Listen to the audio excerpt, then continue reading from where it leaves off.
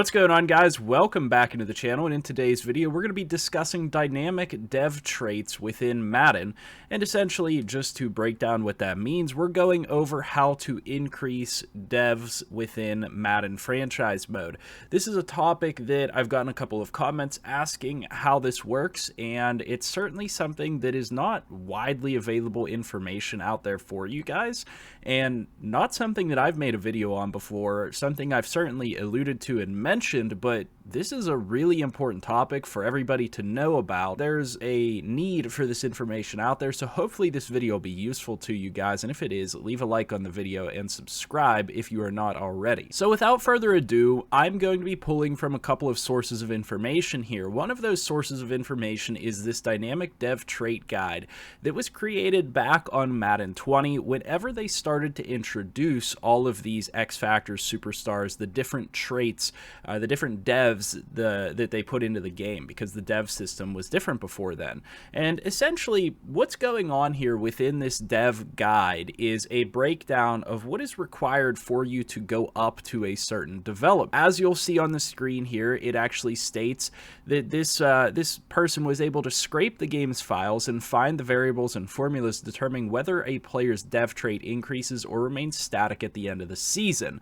One thing that I want to put in here as a little bit of an asterisk is just because this is a formula for when a dev will go up does not necessarily mean that your dev won't go down. I want to make it very clear that in many situations I have personally seen, and the game will increase a dev for a player at the end of the season and take it immediately back down, and you might even lose more than one dev. So it's possible to go up and go down twice. So you could start off as a star player, earn superstar, and go down to normal. That type of stuff can happen within franchise mode because the dev up system and the dev down system, the progression and the regression, are working against each other. Now, what you guys need to know is that these things are going to happen during Super Bowl week, and they actually provide some really good information here, so I'm just going to read it to you so you guys know exactly what's going on here. The player's dynamic dev trait is going to be determined on their stat rankings averaged across multiple variables. So, for example, if a player's rank average lands them within a higher tier, they will receive an increase. A player's dev trait will only change once per season based on this information. For each position, you'll find 2 to 3 variables. To find where your player lands on the chart, take their rank at each of those variables and average them, and that's where you're going to be. So for example, down here we see quarterback, pass yards, and pass touchdowns. If I was first in passing yards and 10th in passing touchdowns, I would need to add those together, divide by 2, and that would put me at my average, which is going to be where I land in terms of the dev system here and where my player is going to go in terms of dev ups. So that's how this is all going to factor out. And as you will see, it is different for each position what the variables are and what the actual brackets are. So for quarterback, for example, if you finish 1 through 4, that is going to be the X Factor tier bracket, whereas wide receiver back then was 1 through 8. Now, one bit of information that I will say is that this is based on Madden 20, and some things have changed since Madden 20. So for example, the stuff with cornerbacks and safeties and things like that has always been based off of deflections and tackles, and it's interesting that they list tackles twice. So there's some weird oddities going on here that were certainly an issue before in determining a player's dev up and dev down. We knew that tackles were factored in for cornerbacks, even though they probably shouldn't be, but that could have potentially changed since Madden 20, and some people think that it has changed.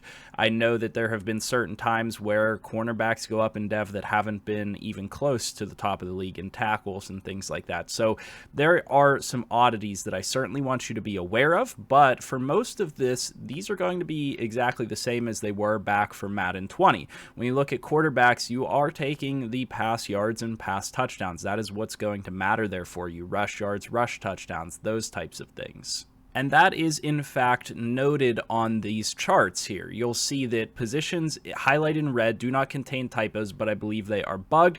The code pulls interception stats, but the formula factors in tackles twice.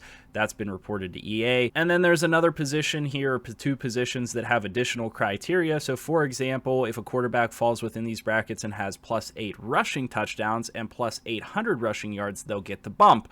So that goes from position 1 through 4 to position 1 through 6, and so on and so forth. That flows down the bracket.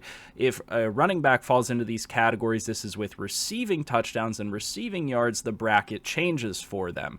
So it can be a little bit different, but these are the defined factors that, as far as we can tell, have not really changed for the most part, that are going to determine what dev your player gets at the end of the season. One additional bit of information that I want to give to you guys is that at the end of the season, you will get dev ups for your awards potentially. So winning an award like MVP, best quarterback, best running back, those types of things will factor into getting a dev increase. However, what I want to do now is I want to go through these position by position and break them down for you. So we've already talked about quarterbacks. Quarterbacks are going to be pretty much dependent on passing yards and passing touchdowns. If you finish top 4 in those categories, you're going to be in good shape looking for an upgrade. Now, what I will say is just because you start off as a normal player and you finish top 4 in both categories does not mean that you're going to go up to X Factor. That means that you'll probably go up from one to the next. And then we move on to the running back position, where again, we talked about the rushing yards, rushing touchdowns, and the additional factors that go into these. So if you finish top 4 in passing yards, passing touchdowns, you're going to be good to go. Top 4 in rushing yards, rushing touchdowns, you're going to be good to go. However, again, we want to consider, so you could be top 6 in these categories average, and if you have an additional 8 rushing touchdowns and 800 yards, that'll help you out. That expands the bracket a little bit for you. And same thing for running backs, that 1 to 4 bracket opens up to 1 to 6, 6 to 12, so on and so forth, with an additional 7 touchdowns and 700 receiving yards. So that is pretty important to know. Then you get to the pretty basic positions like wide receiver, where it's an average between your receiving yards standing and your receiving touchdown standing. If you finish top 10 in the league, you're going to be in good standing here. You're going to be where you want to be in that superstar to X Factor range. If you finish in that 1 to 8 territory, you're going to end up being an X Factor type of a player. And you can see here the requirements that the game is giving as a default for how many players it thinks should have this in each category. So tight ends, for example, there's only the top 2 that should go up to X Factor. D tackles are the same.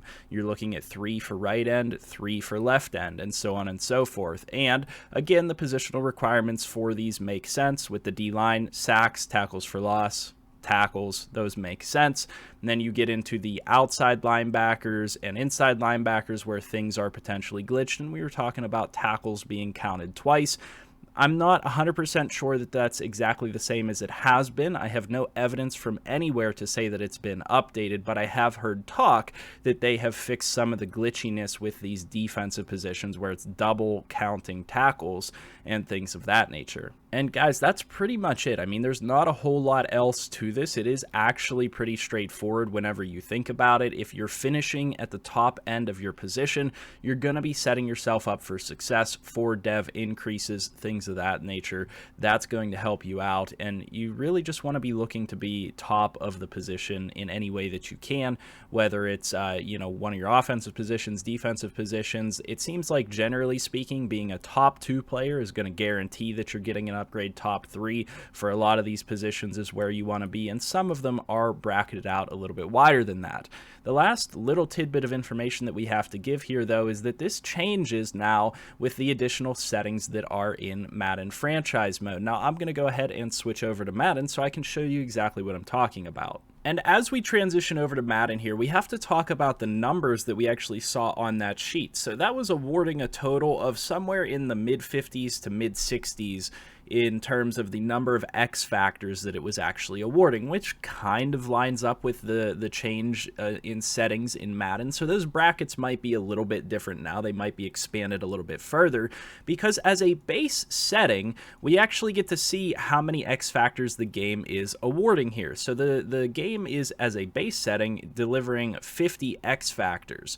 So that kind of lines up. I think I was at around like 55 or 52 whenever I counted them all up. I might have double counted something twice. So we're looking at 50 desired X factor players within Madden, and that lines up with that chart that we just talked about. That's how we know the brackets are going to actually be accurate. So this is, however, going to change how many players you're going to see get dev ups and for what reason. So if you increase this to 75, that is then going to expand those brackets that we saw on that sheet. That is going to expand how many players at each position can get an X factor. Now, the caveat here is that we don't know exactly how that is going to operate. I don't know, and I can't tell you. I don't have any information that I can reference anywhere to tell you how that changes how many are going to be awarded at what positions. Is that all across the league? Is that just an overall expectation that the game's going to try to divvy out a few more X factors based on performance?